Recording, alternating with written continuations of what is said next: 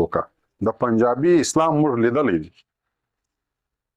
د 1900 کاله مخکې چې کوم وخت فرهنګي دلته راغلی و دا پنجابی د فرهنګي ملګری و د فرهنګي خدمتونه کول د فرهنګي تنخواوې اخیستې د فرهنګي دپاره افغانان وژنول د فرهنګي دپاره هره لوبه کوله او نن بیا دی راځي زما ملت ته د اسلام درس ورکوي دا د منلو وړ نه دی اول دغه لار یا دغه فکر راټینګول پکار دي چې دا هر څه له موږ سره وسول دا له موږ سره په دوو جملو باندې یا په دوو هغه نارو باندې زموږ تامې دوکه کوي او دوی دغه ټول شان له موږ سره وکړل زموږ دا خاوره دا وطن چې د تیرو 500 کالو ته موږ پر وسیږو دغه پنجابي استعمار یا دغه نور قوتونه چې نن زموږ پر خاوره مسلط دي تر دې نور ډیر زورور قوتونه ول هغه هم دلته زموږ پر خاوره راغلي دي زموږ پر دا کام باندې راغلي دي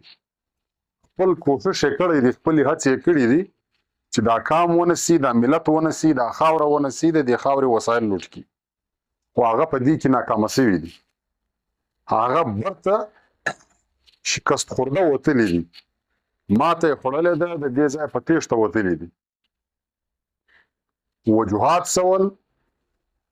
وجوهات دا ول چې په هغه وخت کې موږ ټول افغان ملت سره یو موټی وو د افغان په نامه موږ غږ کوئ چې کله به هم دښمن زموږ خاورې ته راغلی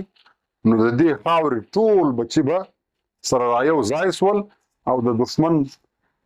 د مخنیوي پلان به یې ونیوئ د دښمن خلاف به یې مبارزه وکړه خپله به یې هم ځانونه قرباني کړل خو د دښمن سر به یې هم په دا خاوره ورچک کړي نو دا وطن چا نه دی نیولی خو نن چې دا وطن نیول سوی دی پر دې وطن پنجابی مسلطه دی او د پنجابي دا کم ظلمونه چې دلته ملګرو درته بیان کړم کم هغه نارواوي چې د زموږ د کامه سره کړي دا درته بیان کړل پنجابي په دې کې یوه چالاکي وکړه هغه چالاکي یې دا وه چې پنجابی زموږ د دې کام د دې پښتنو افغانانو په نفسیاتو پوهېدی او د پنجابي تر مخه چې کم فرهنګی راغلی و پنجابی د هغه فرهنګي ملګری و هغه هم په دې باندې پوهېدل چې دغه پښتانه په اسلام مین دي خو په اسلام ناخبره دي نو دغه د اسلام ټکی رامخته کوي چې موږ او تاسو خود به مسلمانان ورونه یو په دې باندې زموږ ساده په اسلام مین کامې دوکه کوي او په دغه نامه باندې زموږ وطن ونیوي او زموږ د وطن لوټ مار روان دی ورسره دویم دا کار وکړي چې زموږ دغه ملت چې موږ په یو افغان باندې غږ کوي یو موټی وو دا یې سره وویشي په مختلفو برخو هغه کام چې د یو افغان په نامه یې غږ کوي هغه په مختلفو ځایي په مختلفو ټولو سره وویشل شو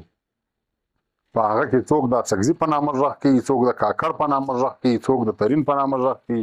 څوک د نورزي په نامه غږ کوي څوک په بل نامه غږ کوي څوک د وزیر د مسعود په نامه غږ کوي داسې په سوو ډلې زموږ په کام کې جوړې کړې نو دا هغه وجوهات و چې دغه کمزوري دښمن پر موږ مسلط شو زموږ دغه تاریخي ملت یې ونیوی دغه تاریخي قوم یې ونیوی دا تاریخي خاوره یې ونیوله اوس چې دا وخت موږ لګیا یو موږ د دې دپاره لګیا یو چې یو اړخو کام ته دې خبره وکړو چې د پنجابي دا اسلام چې په دا مقدسه نامه باندې زموږ کام ته د تیرو 80 کالو څخه دوکې ورکړي دي او په دې نامه باندې زموږ رئیس جمهور غازي امان الله خان زموږ د وطن څخه وشړی چې هغه زموږ هغه رئیس جمهور و چې دغه افغان ملت افغانستان او د افغانستان خلک دا د نړۍ د هغه پرمختللو قومو په صف کې درول غوښتل افغانستان ته د 1900 کاله مخکې ډیر جدیدیت راوړي ټکنالوژي راوړه تعلیم راوړي افغانان ته ترقي راوړله افغانان په هغه وخت کې بهر لېږل او هلته درسونه په ویل چې دا به هلته درسونه ووایي دلته به راسي څوک به ډاکټر وي څوک به انجینر وي څوک به پایلټ وي نو دلته به د خپل وطن خدمت وکړي خو دښمن دا هر څه لیدل چې دغه سړی دا ملت ډیر پر مخ باندې بیایي او دا ملت پر مخ باندې ولاړی د دې ملت مخ هیڅوک نشي نیولی. نو د دښمن سره بله یوه حربه نه وه، دغه حربه وه چې د اسلام مقدس نوم استعمال کوي. ساده افغانان یې تېرېستل، د افغانانو په ذهنو کې غلط فکر ور واچوئ او ستا دغه د ترقۍ بنسټګر چې دغه ملت به د نړۍ د سیالانو سره سیال کوئ، دا یې د خپل وطن څخه وشړئ او هغه خلک یې پر وطن مسلطه کړل چې هغه د دوی علاکاران ول. هغو دغه کار په ذمه باندې اخیستی و چې دغه ملت څونې بربادولی سي. دوی په هغه کې هېڅ هم کوتاهي نه وکړه. نو اوس یو دغه ملت په دې باندې پوه کول دي چې د پنجابي په اسلام باندې باید موږ نور نسو دوکه. د پنجابي اسلام موږ لیدلی دی. د 1900 کاله مخکې چې کوم وخت فرهنګی دلته راغلی و، دا پنجابی د فرهنګي ملګری و. د فرهنګي خدمتونه کول، د فرهنګي تنخواوې اخیستې، د فرهنګي دپاره افغانان وژنول، د فرهنګي دپاره هره لوبه کوله. او نن بیا دی راځي زما ملت ته د اسلام درس ورکوي. دا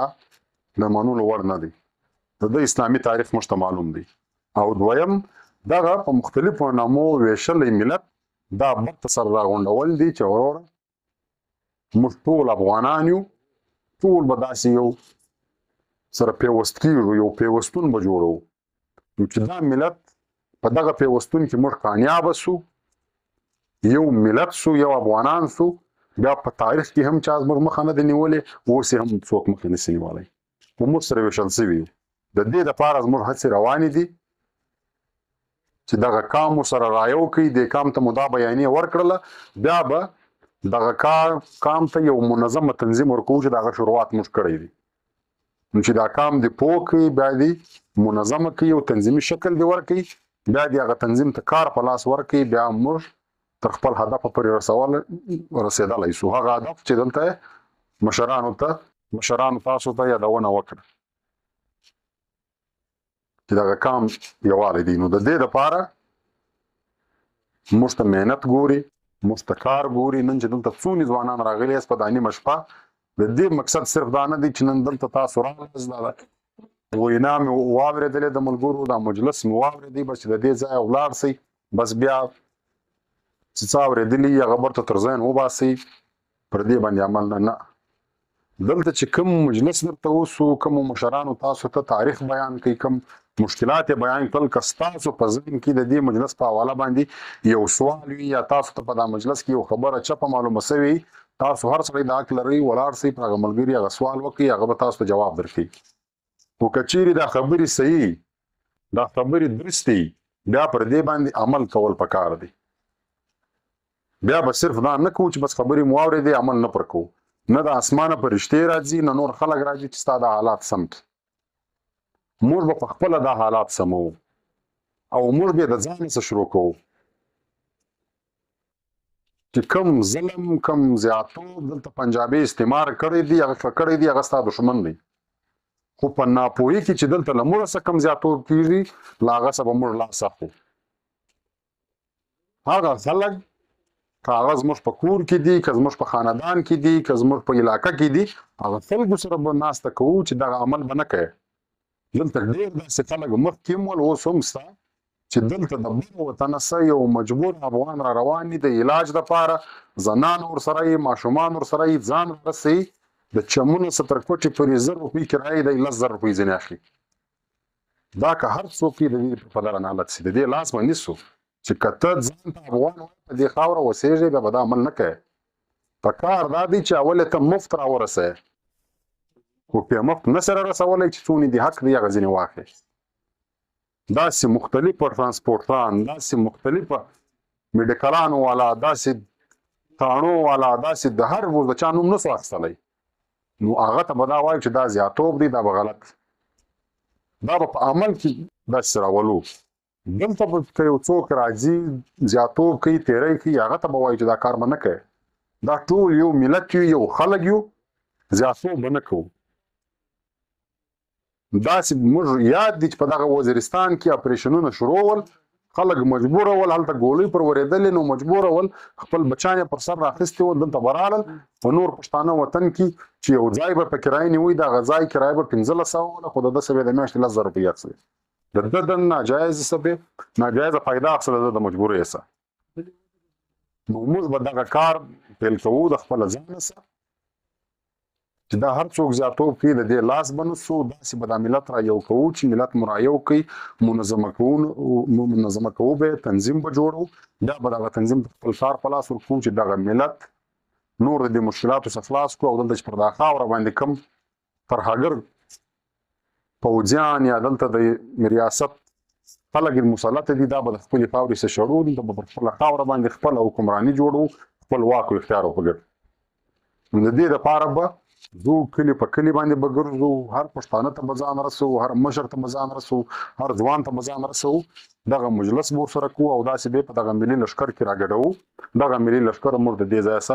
خلاصولی شي نو که وخت و بیا به هم راځو دلته به نور مجلسونه کوو خو په دغه یو خواست باندې